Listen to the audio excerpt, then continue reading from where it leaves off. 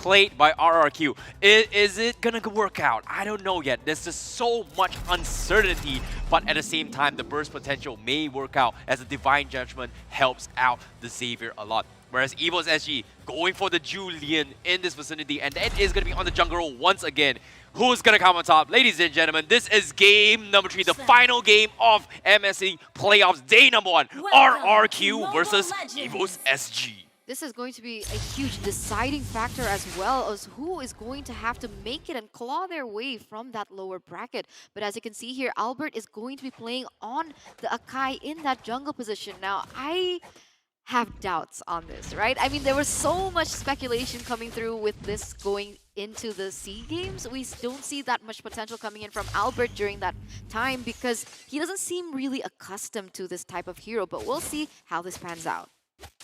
You know, the one thing I like about Kaja, and now that we're going to see how this plays out, right? It's his debut. But with Divine Judgment, and then you have it paired up, right? It makes it a little bit easier for the Wanwan to get those weak points off, depending on how you want to drag your opponent that you target.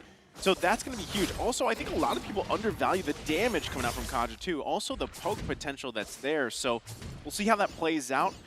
This matchup, though, in the bottom lane, right? Wanwan versus Beatrix. I feel like this is a great way to, again, go back to their keys of victory, right?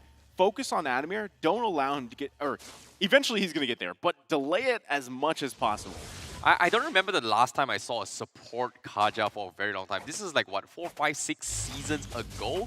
Seems like it is going to work out as an annoyance. We did see a little bit of comeback from Kaja on the XP lane a little bit more, so I was expecting that to happen, but seems like they're comfortable with R7 on the Cho instead of the Kaja, so they just want to keep up pressure against this Grok rather than the Kaja instead. 100%, but now RRQ HOSHI, they're kind of on a timer here because they need to be able to take it as fast as they can, understanding that it is going to be the Sicilian there in that mid side who won't stop scaling. And RRQ HOSHI, with this advantage in that early game, they need to be able to capitalize on this wholeheartedly now that the turtle has already spawned in the Land of Dawn, and it is going to be a huge contest between both teams. As of now, Lemon, he's going to be in a little bit of trouble as well, taking a little bit too much damage. He doesn't have the level 4 yet, but at the same time, the turtle has been contested up top, and RRQ will get an absolute freebie considering that the members of EVOS SG has been pressuring Lemon. So it's not that end of the world, but EVOS SG, they will concede the objectives for now.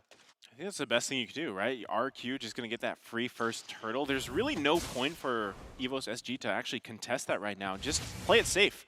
I mean, this is, you want to get to the late game because like you mentioned, Eterna, that scaling potential for that Sicilian needs to be there because right now, their early game, they're not going to match the damage that RRQ has.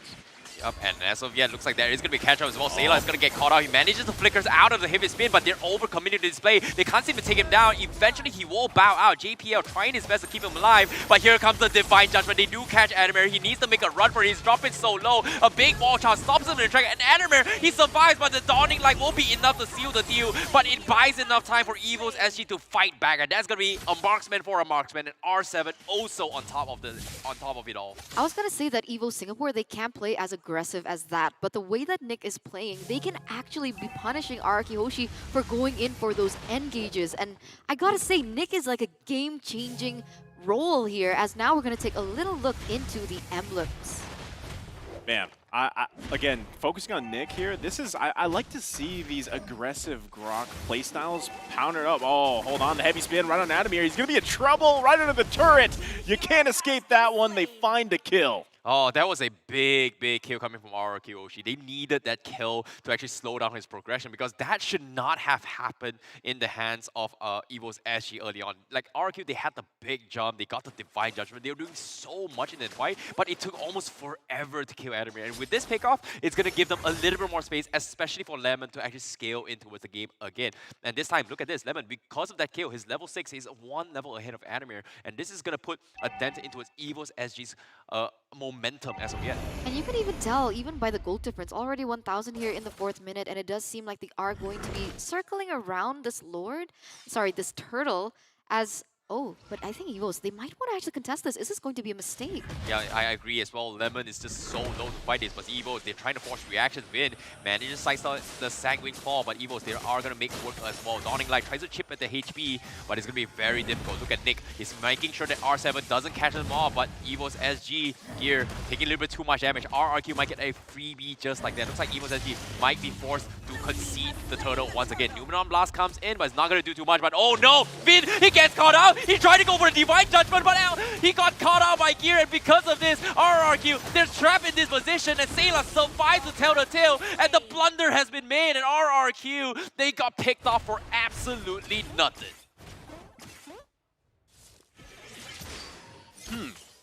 I'm trying to think about that team fight right there because I mean, they're slowly getting the lead, right? 3-3. It goes in the hands here, though. Like, most of these kills are going in the hands of Clay, which is your best case scenario right now because, again, you're just buying time for Lemon. But look at the hesitation from EVOS SG, right? And a lot of that is because of the threat of having a Kaja. I think no one wants to get Divine Judgment, right? Not only that, but also that combination of Flicker Divine Judgment is actually really threatening. So you can see it. I mean, that's why he's going in these positions here behind the turret, and they grabbed that turret of the game. The first one, actually. Yeah, I definitely agree. Gear was just so fast on his fingers, and look at him. He's making sure that Win doesn't pull that kind of business again, and he's going to try and set up for the team as well. Heavy's being casted into play. RRQ HOSHI to try to save him all, but the rest of Team EVOS SG is going to pop off the back lines, and they get chipped away, and Gear survives it all. This is crazy, right? RRQ HOSHI, they on paper have the better draft in that early game, but for a reason, it's got to be Nick. He's always able to just capitalize on these movements coming in from RRQ HOSHI. And now, RRQ HOSHI, they were leading in terms of kills, but it has actually been leveled up and even upped a bit for the side of EVOS Singapore, even though RRQ HOSHI has had the better trades on those objectives. Yep. I like how Gear is just playing it as if he's playing it like a Benedetta, right? The beauty about Julian is that it's like a hybrid version of Benedetta, and it's also a hybrid version of a what? I would say a big AoE, I would say roamer to a certain degree as a setup when it comes to those enhanced chains. And so far, he's been mixing it up so cleanly so far. But now, the third turtle coming in, RRQ HOSHI is going to be in position once again. But wait, now he goes for the catch, but the wall charge keeps him alive. JP was going to be okay, but it's a tank for a tank. Numenon Blast comes in, it connects on 4, and they cannot do anything. But the heavy spin is going to keep EVOS SG in check, and they have to retreat. But the wall barrier comes in. Elber is going to be able to escape this, but still too close to be called comfort for RRQ HOSHI because they might have dropped the ball. But both sides got to be very happy with this engagement. The only thing they lost out was only the turtle objectives. But you got to see, I mean, even though they are kind of equaling out in these trades, there aren't any like victims to whatever's happening with those skirmishes, those team fights. RRQ HOSHI, they're getting the better trades on the objectives. And what I mean is that EVOS Singapore, they've lost 2 turrets already. 2 turrets, 3 turtles, the gold gap already widening here. I mean, this is tough. This is a tough situation for EVOS SG to be in, but now they're looking for R7 here. 3 members in the top lane. Turret's going to get taken out. There's the Numenon Blast. Oh, R7 need to be able to escape this. That's too much damage coming out, but it's so far so good. Oh, almost. Dawning Light there coming out as well, but they find a kill up top. Great predictions coming from Gear, anticipating that was pretty much his only way of escaping, even pre-shotting it all the way to allowing the kill in the hands of Adamir.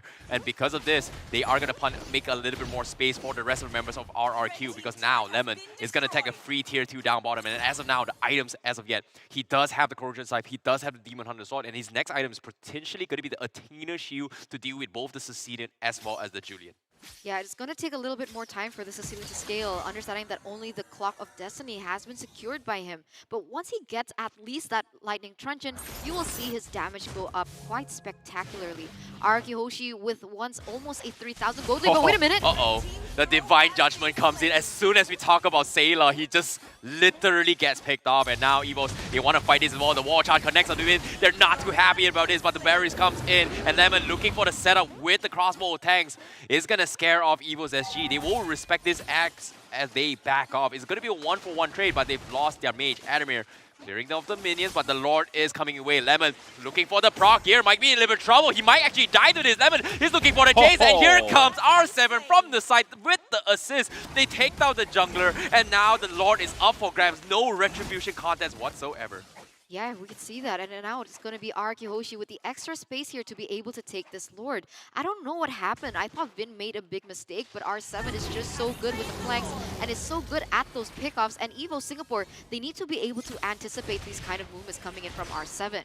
I definitely agree. There was a big mistake coming from EVOS SG, but at the same time, who could blame him? Like, every single time Vin goes for this engagement, it's just so unpredictable, and Ceylan was just caught in the wrong side, and there was just one small mistake in terms of position that allowed RRQ to benefit and punish from this. And even so, they are only 3.5k beat ahead, and now they are going to force the issue. Vin is going to get caught out, but does he go down? No, he does not. Albert saves the day with his Arkai. He keeps them all in check, and Lemon is going crazy with the crossbow tanks. Everyone from EVOS SG is crumbling to pieces, but it's not over yet. As long as Adamir is alive, RRQ respects the threat that he brings to the table.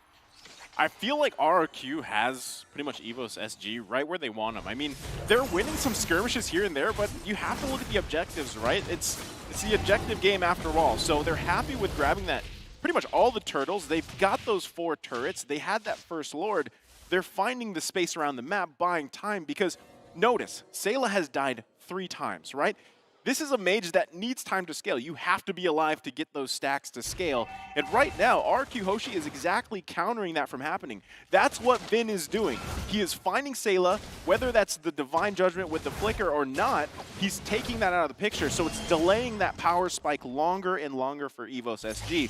They need to work around that or find some form of hope here to get back into this game, because the gold lead will continue to build and build and build, and those cooldowns become lower and lower. Yeah, I definitely agree. This is going to be a very difficult situation for both the teams, especially coming from EVOS as well, as the timers are slowly ticking away. Here, as of yet, he's been doing very, very well, but can he replicate the same situation as he did with Benedetta? Can he make enough space to buy time for both Sayla, Cecilion, as well as Adamir's Beatrix? But remember, it is already 12 minutes in, so they do need to just get a little bit more time, and that actually might be achievable. I don't want to count EVOS SG out just yet, because like we saw in that previous game, EVO Singapore, even though the odds are stacked against them, they do have the way to kind of come back in this sort of situation. But it does seem for the moment that RRQ HOSHI has the better terms of clear and wave manipulation, and they might just be able to capitalize on that in that mid lane.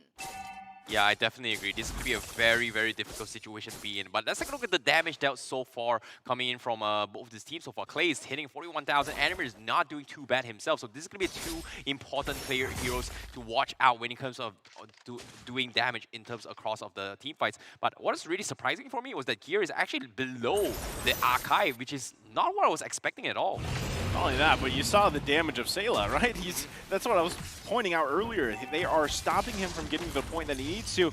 He was just above Lolita. So that's going to be a little bit of a bad news bears for them. But right now they're going to head and start up the Lord. It's lower than half health. Meanwhile, R7 with the Way of the Dragon just trying to get his attention on him. Flickers out. Lord's going to be taken here.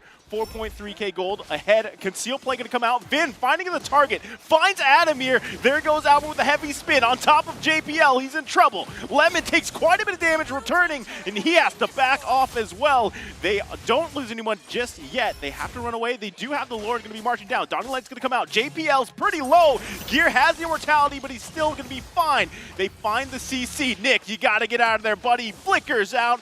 Everybody is still alive. Oh, that was a huge play coming from both these teams, especially coming from Adamir as well. He got caught up with the Divine Judgment and the Heavy Spin, and in a brief moment, he was able to flicker across the wall, get out of the situation, and re-engage. But it's just so unfortunate that he could not continue the fight because Clay's Dawning Light just completely hit on him. And even so, it was just a great response from both teams. Yeah, RRQ HOSHI, they really are trying to get really and way more aggressive now that we are entering the later stage of the game. A 4,000 gold lead, they are going to be able to pick up another turret in that mid side, the top side, as the Lord is going to be marching there in that bottom side. And yeah, and then bottom side as well, the Lord is going to be knocking in. EVOS actually, they have to figure a way because it's all tallied up. Vin still has the Divine Judgment as well, but he doesn't have the Flicker. It's only 30 seconds on the side, so this might be an opportunity for EVOS to try and punish any sort of mistakes. But now, with the Dawning Light coming in, they are not going to be able to do too much here. Still trying to bait some sort of reactions, and Nick is just taking a little bit too much from this, but it seems like RRQ, they're playing the safe card once again. I don't know. This feels a little too deja vu for me for game number 2. I mean, this is the exact same spot that we saw RRQ HOSHI as well as EVOS Singapore be in until EVOS Singapore was able to just bait a lot of time from RRQ HOSHI because they are playing really, really safe.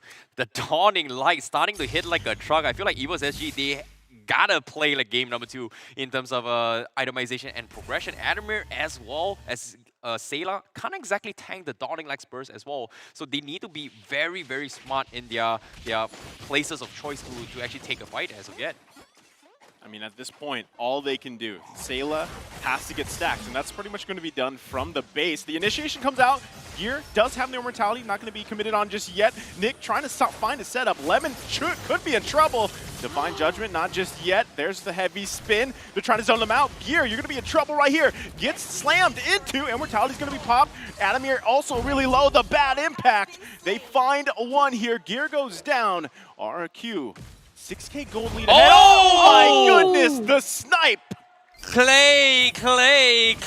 He just saw everything. He knew exactly what was happening. The minions were pushing on towards EVOS SG. They had no choice but to back out instead of committing because the minions are just shoved in. This is just so unlucky, but well played to RRQ HOSHI. That was a beautiful execution coming in from Clay. That completely shocked us all. Yeah, 2 members taken down right now, and RRQ HOSHI will have the space to claim this next Lord. But what I wanted to highlight from that previous team fight was the way that Albert used his heavy spin to be able to cancel the Numnon Blast coming in from EVOS Singapore. And that was just a huge momentum for RRQ HOSHI because of that lack of CC that could have potentially lost RRQ HOSHI that team fight. Yeah, I definitely agree. This is anyone's game as of yet, but I feel like RRQ HOSHI is in prime position to close up a game unless, I don't want to jinx it, unless EVOS SG decides to stall it out for a maybe, like you said as well, 40-minute game? It could happen. 60. Really, 60? I think they're going to need maybe 15 minutes or so here minimum because at this point, RRQ so far ahead in the gold lead, now going to be marching into the base. It is exposed. Top turret's going to be taken out. Focusing on the Lord, taking quite a bit of damage. There's the pull. Divine Judgment plus the Dawning Light. It's just way too much for EVOS SG to handle. Can they defend this one? RRQ going in. They find another target. Immortality's going to be popped. JPL, goodbye. Now the focus on Adamir. He's trying to get something. Finds one. Another Dawning Light comes out. Vid trying to get a target. Focusing on the crystal, and they're going to do it. RRQ taking game number 3. A bigger, a badder, RRQ HOSHI, Kings of the Galaxy, going to start their journey there in the upper brackets. Oh, that was such a close call indeed, but RRQ, they managed to defend and hold out this series. They've learned their lessons, but still, you can see the sighs of relief coming from RRQ. A big smile coming from Lemon. Exactly. I have to highlight that. We don't see Lemon smiling ever. So when Lemon smiles, now that's a huge feat. That means that they are feeling